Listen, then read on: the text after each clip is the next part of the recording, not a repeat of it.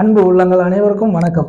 வாழ்க வளமுடன். வீனஸ் வாஸ்து திருநெல்வேலி மாவட்டம் அம்பாசமுத்திரத்திலிருந்து மீண்டும் உங்கள் வீனஸ் எம் இசக்கி வேலு. ஓம் சரவண பவ. எல்லா புகழும் இயற்கைக்கு. ஒரு வீட்டில் ஊஞ்சல் அப்படிங்கிற ஒரு விஷயம் அமைக்கலாமா அமைக்கக்கூடாது? ஊஞ்சலுக்குமா சார் வாஸ்து பார்க்கணும் அப்படின்னு சொல்லி உடனே கேட்பாங்க. இது இப்போ மக்கள் கேட்குறாங்க. இப்போ உதாரணத்துக்கு கடிகாரம் எங்கே மாட்டணும், ஃப்ரிட்ஜு எங்கே வைக்கணும், வாஷிங் மிஷினை எங்கே வைக்கணும்.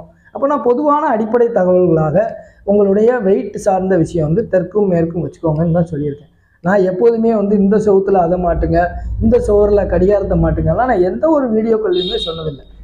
என்னுடைய தகவல் நீங்கள் வீடியோ பார்க்குறீங்க அப்படின்னா உங்களுக்கு உதாரணத்துக்கு ஏதாவது ஒரு கிளாரிஃபிகேஷன் டவுட் இருக்குது அப்படின்னா நீங்கள் என்னுடைய வீடியோஸில் என்னுடைய நேம் அதில் கிளிக் பண்ணீங்க அப்படின்னா அது பிளேலிஸ்ட்டுக்குள்ளே போய் பாருங்கள். பிளேலிஸ்ட்டில் நான் ஏகப்பட்ட விஷயம் சொல்லியிருக்கேன். எல்லா வீடியோ, அதாவது என்னை பொறுத்த வரையில் 100க்கு ஒரு 99% என்னுடைய வீடியோக்களில் உங்களுக்கு தேவையான கேள்விகளுக்கு விளக்கம் இருக்கும். அதை கேட்குறதுக்கு பொறுமை இல்லை, அவ்வளோதான்.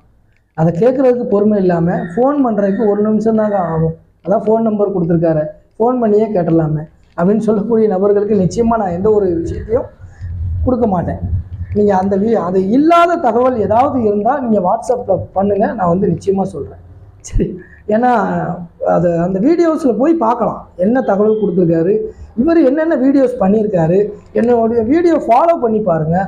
உங்களுக்கு ஏதாவது அந்த தகவல் பிடிக்கலன்னா கடந்து போங்க. அதை விட்டுட்டு டவுட் இருக்குது சார், நான் மேக்ஸிமம் எல்லாமே சொல்லியிருக்கேன். இப்போ இதையும் தாண்டி சில சொல்லாத விஷயங்கள் ஏதாவது இருந்தால் மக்கள் கேட்கக்கூடிய கேள்விகளுக்கு நம்ம பதில் சொல்லணும் இல்லையா, அதுக்காக நான் சொல்கிறேன். அப்போ ஊஞ்சல் ஒரு வீட்டில் இருக்கலாமா இருக்கக்கூடாதா, அப்படி இருந்தால் எந்த இடத்துல இருக்கணும், அது எந்த மாடலில் வைக்கணும், அது இந்த மாடலில் வைக்கணுமா, இல்லை அது தொங்கக்கூடிய அமைப்பில் வைக்கணுமா அப்படின்னு நிறைய கேள்விகள் கேட்குறீங்க. பார்ப்போம். நம்பர் 1, ஒரு வீட்டில் உதாரணத்துக்கு பார்த்தீங்கன்னா இப்போ ஊஞ்சல் அப்படின்னாலே இப்போ அதில் நிறைய டைப் இருக்குது. இப்போ அந்த மேலே ஒரு ஊக்கு மாதிரி பண்ணியிருப்பாங்க, அந்த ஊக்கில் தொங்க விட்டு சின்னதாக அந்த ஒரு செயின் லிங்க் மாதிரி கீழே ஊஞ்சல் ஆடுற மாதிரி இருக்கும் ஒன்று. ரெண்டாவது பார்த்தீங்கன்னா தொட்டில் போன்ற அமைப்புகள். இப்போ 2 பக்கமும் கால் அமைத்து அந்த உள்ள இடையில ஊஞ்சல் ஆடுற மாதிரி இருக்கும். இது 2 டைப்பாக நான் சொல்கிறேன். மற்ற எந்த டைப் இருக்குங்கிறத அதில் சில பேர் இப்போ இன்னும் அட்வான்ஸாக அந்த டொயின்லேயே இப்போ பெட் மாதிரி பண்ணி இப்படியே ஆடுற மாதிரி அதுவும் ஒரு ஊஞ்சல், அது ஒரு ஊஞ்சல்னு சொல்கிறாங்க. இதே போல் பொதுவாகவே நீங்கள் ஒரு ஊஞ்சல் உங்களுக்கு வேணும், வீட்டில் குழந்தைங்க ஆசைப்படுறாங்க. இப்போ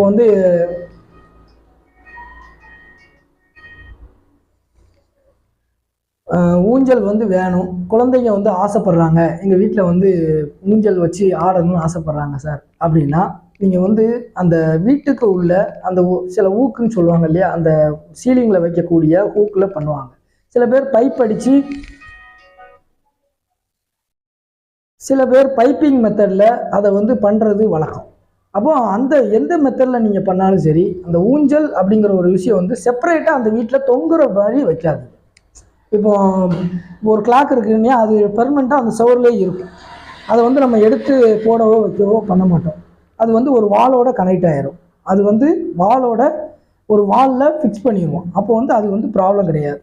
ஆனால் இந்த ஊஞ்சல் சொல்லக்கூடிய ஒரு விஷயம் என்னன்னு பார்த்தீங்கன்னா, எந்த நேரமும் ஒரு வீட்டில் போய் பார்த்தீங்கன்னா ஒரு ஊஞ்சல் பெரிதாக ஒரு ரூமில் பார்த்தீங்கன்னா பெருசாக ஒரு ஊஞ்சல், அந்த காலத்தில் இப்போ பணக்காரங்கள்லாம் இருப்பாங்க இல்லையா, ஜமீன்தார்கள், நிறைய இடங்கள்ல நான் பார்த்த இடங்கள்ல ஒரு பெரிய ஊஞ்சல் நான் அந்த நடு வீட்டில் ஒரு இடத்துல அந்த ஒரு பெரிய ஒரு அமைப்பாக இருக்குது. அப்போ இது நல்லதா கெட்டதா அப்படிங்கிறத நான் அனலைஸ் பண்ணி பார்க்கும்போது நீங்கள் முடிந்த வரை அதை ஊஞ்சலை மாட்டாமல் இருக்கிறது நல்லது. ஒன்று. ரெண்டாவதாக பார்த்தீங்கன்னா, இன்கேஸ் எனக்கு ஊஞ்சல் வேணும் சார் அப்படின்னா அதை டெம்பரவரியாக யூஸ் பண்ணுற மாதிரி வச்சுக்கலாம். இப்போ உதாரணத்துக்கு உங்கள் குழந்தைங்க ஆசைப்படும் ஒரு ஊஞ்சலில் நம்ம ஆடணும் அப்படிங்கிற ஒரு ஆசை இருக்குன்னு வைங்க. அப்போ அந்த குழந்தைகளை தவிர்க்க முடியுமா? பார்க்குக்கு நீங்கள் வெளியில் போகலாம், எண்ணற்ற இடங்களுக்கு சென்றாலும் கூட நம்ம வீட்டில் ஒரு ஊஞ்சல் இருக்கணும் அப்படிங்கிற ஒரு எண்ணம். அப்போ அந்த டைமில், அந்த பர்டிகுலர் டைமில் இப்போ ஒரு 10 நிமிஷம் உங்கள் குழந்தைங்க ஊஞ்சல் ஆடணும் அப்படின்னு நினைக்கிறாங்கன்னா அந்த பர்டிகுலர் டைமில் அதை யூஸ் பண்ணுங்கள். ஒரு டெம்பரவரி யூசேஜாக நீங்கள் அதை பயன்படுத்திக்கலாம். மற்ற டைமில் அதை ஒரு போர்ட்டபிள் டைப்பாக எடுத்து தூர வச்சிடணும். இது ரொம்ப ரொம்ப நல்லது. இந்த பெர்மனண்ட்டாக தொங்கிக்கிட்டே இருக்கிறது வேண்டாம். இதுக்கு அடுத்து ஒரு முக்கியமான கேள்வி வந்து இந்த வீடியோ பார்த்த பிறகு யாருக்கு தோன்றதுன்னு பார்ப்போம்.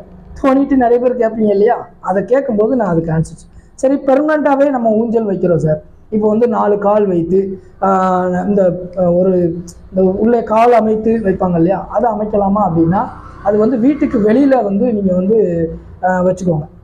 குறிப்பாக இந்த வடகிழக்கு மூலையும் கிழக்கும் வடக்கும் சார்ந்து வைக்காமல் வடமேற்கு மேற்கு தெற்கு இந்த மாதிரி இடங்களில் நீங்கள் வச்சுக்கோங்க. என்னை பொறுத்தவரையில் வைக்காமல் இருப்பது நல்லது. இப்போ ஏன்னா எதை வைக்காதீங்கன்னு சொல்கிறோமோ அதுக்கு ஆப்போசிட்டாக நம்ம ஒரு கேள்வியை முன்வைக்கிறாங்க. அப்போ இப்போ நான் வந்து வீட்டுக்கு உள்ளே சொல்லிட்டேன், ஊஞ்சல் நீங்கள் இப்படி தான் அமைக்கணும், மேக்சிமம் அமைக்கக்கூடாது, அமைத்தால் வந்து இப்படி அமைச்சுக்கோங்கன்னு சொல்லியிருக்கேன். வீடியோவை தெளிவாக பார்த்துட்டு நீங்கள் வந்து எனக்கு கமெண்ட் கொடுங்க. ரெண்டாவது விஷயம், வீட்டுக்கு வெளிப்புறம் வந்து நான் வந்து இந்த கால் அமைத்து செப்பரேட்டாக வந்து நான் வந்து அமைக்கலாமா அப்படின்னா அதை வந்து வச்சுக்கோங்க. வீட்டுக்கு வெளியில் நீங்கள் வந்து மேற்கு சார்ந்தோ தெற்கு சார்ந்தோ வச்சுக்கோங்க, தவறு கிடையாது. அதையுமே வந்து இப்போ எந்த ஒரு பொருளையுமே வந்து பெர்மனண்ட்டாக யூஸ் பண்ணுற மாதிரி வைக்காதீங்க. அப்போது நீங்கள் அது ஒரு டெம்பரரி சோர்ஸாக இருக்கிற மாதிரி வச்சுக்கலாம். இப்போ நிறைய மெத்தட் இருக்குது, வெயிட்லெஸ்ஸான நிறைய ஒரு ஊஞ்சல்லையே வந்து வெயிட்லெஸ்ஸான ஐட்டம் நிறைய மெத்தட்ஸ் இருக்குது. அந்த மெத்தட்ஸை ஃபாலோ பண்ணி நீங்கள் வந்து வைக்கிறது நல்லது. எவ்வளவோ ஆப்ஷன் இருக்குது, அட்வான்டேஜாக நம்ம போய்கிட்டு இருக்கோம். இன்னும் அந்த காலத்தை மாதிரி மரத்தில் வந்து ஒரு தேக்கு மரம் வாங்கி அதுக்கு ஒரு ஊஞ்சலுக்கு ஒரு 1 லட்ச ரூபா செலவு பண்ணி 2 லட்ச ரூபா ஊஞ்சலுக்கே செலவு பண்ணுறாங்க. அதே போல் அந்த செலவுகளை தவிர்த்தால் ரொம்ப நல்லதுன்னு நான் நினைக்கிறேன்.